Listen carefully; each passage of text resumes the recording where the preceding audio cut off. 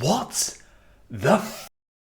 Right, before I start this video, let me just say one thing. Never let Andre Onana play another game for Manchester United. Never.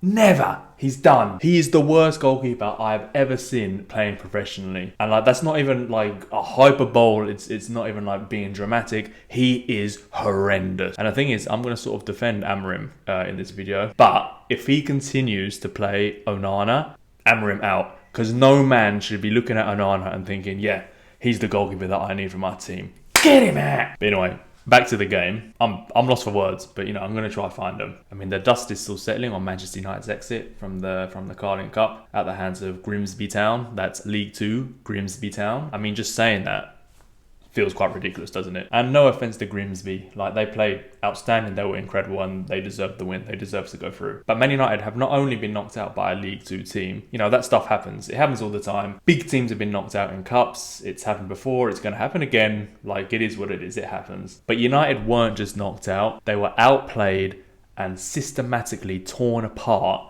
by a team 3 leagues below them. I said in my last video that some things aren't working with Amorim and his tactics, but I also said I still have belief that he could turn it around, you know, and get things going and get some wins going. My belief is honestly at an all-time low right now. I'm still not saying Amorim out. I think it's pointless to invest so much time and money into him and, you know, his team to then just jack it in 3 games into a new season. And he's probably only 3 to 5 bad results away from getting the sack in a way. So I don't think there's any need for some like overly emotional reactions. And here's the thing, I really do believe Amorim has everything that he needs to succeed at Manchester United. He's an intelligent man, he's well spoken, he's personable, he's respected, he's proven previously he's a good tactician, and in a short career he's already tasted some success, and he's doing good things off the pitch as well. He's very cutthroat, you know, prove you're a good player or you're gone. You know, serial underperformers like Rashford, like Sancho, like Anthony, now like Højlund, who previously looked destined to stay at Manchester United no matter what,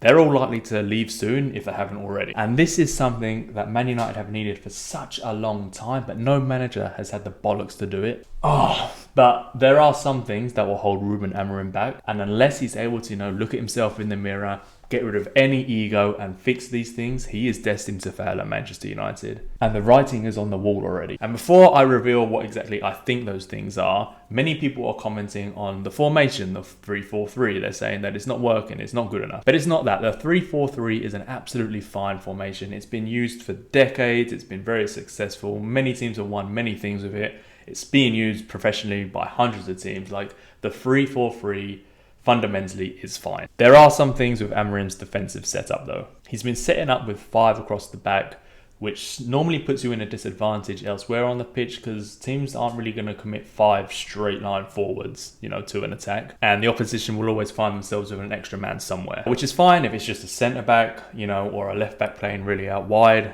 so that the players can shift over if that left back does get the ball. And as long as you have the rest of the formation set up so the rest of the areas of the pitch are suitably covered. But the thing is, Amorim doesn't set his team up to cover those areas of the pitch, and he uses the 5-2-3, which just simply gets overrun in midfield. Teams are also very aware that Manchester United just put 5 players in a straight back line, and this is a huge weakness for United. They're just too predictable, and it's too easy to find ways to penetrate their back line and get past that flimsy midfield. They could definitely set up differently defensively and still use the 3-4-3 that Amorim so desperately wants to use. Conventionally in a 3-4-3, the side midfielders will pull back and make a back 5 as I explained earlier. However, there are things that you could do differently. For example, you can change to a back 4 by moving one of the DMs to make him become a centre-back, and then moving the wide centre-backs into the full-back positions. This would then allow more players to operate in the midfield areas, which United are currently struggling with massively. And you can see Pep Guardiola's Bayern Munich using this system,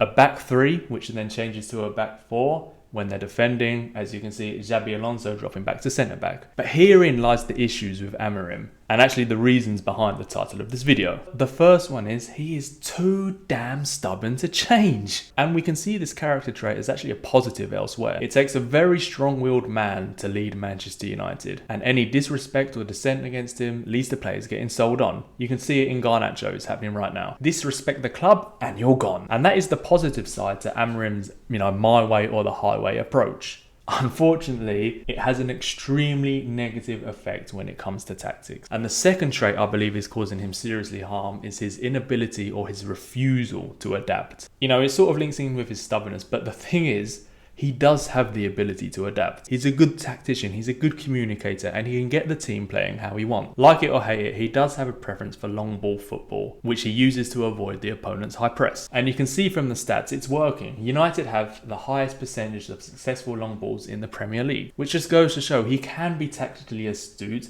and he can get teams playing how he wants. But in this case, when it's not working, especially defensively, his outright refusal to change anything is causing huge self-destruction. Mate, I want him to fix this. I really do. And I really don't want Manchester United to get stuck on another managerial merry-go-round. But mate, the writing's on the wall and Amorim is just refusing to change and acknowledges his stubbornness and his inability to adapt. And if he doesn't do these two things, he is gonzo. And it's going to happen sooner rather than later. But let me know, do you think Amorim is a dead man walking? Do you want him out? Or do you have faith that he can turn it around? Let me know in the comments. And if you've enjoyed this video, please don't forget to leave a like and subscribe, as it would really help the channel. Cheers!